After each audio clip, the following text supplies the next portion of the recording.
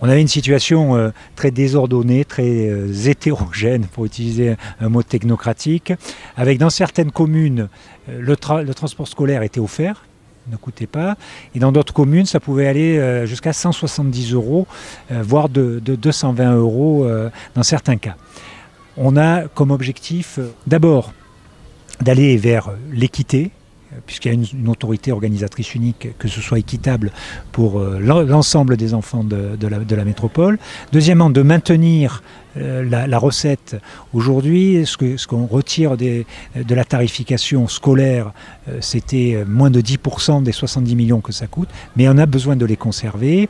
Et troisièmement, mettre en place, non pas un tarif scolaire pour aller simplement de son domicile à son établissement scolaire, mais un véritable abonnement, un pass, permettant 12 mois sur 12, 365 jours sur 365, d'aller à son établissement quand il est ouvert, mais pendant les vacances, le soir, pouvoir aller à son club de judo, à l'école de musique, voir ses grands-parents pendant les vacances, ou aller cocher à la place. Donc c'est un véritable abonnement, un pass.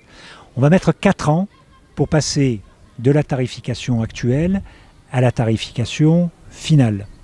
Lorsqu'on est en dessous, ça va progresser, 20 € à partir de septembre, et puis etc. jusqu'à être à 60 € dans 4 ans. Lorsque c'était au-dessus, ça va descendre doucement. C'était à 170 par exemple du côté de Vitrolles, ça va commencer par être 140 puis 130. 2 zones, toute la métropole, y compris Marseille, Allo, Plan de Cuques et Septem, ça sera 220 € à l'année, parce qu'on peut utiliser absolument tous les services.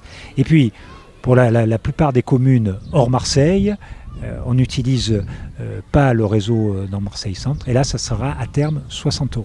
Donc voilà le dossier, toujours une réduction de 50% pour les boursiers et les familles à la CMUC, et 20% pour les familles nombreuses, et toujours la possibilité donnée aux communes et aux conseils des territoires de prendre tout ou partie de cet abonnement.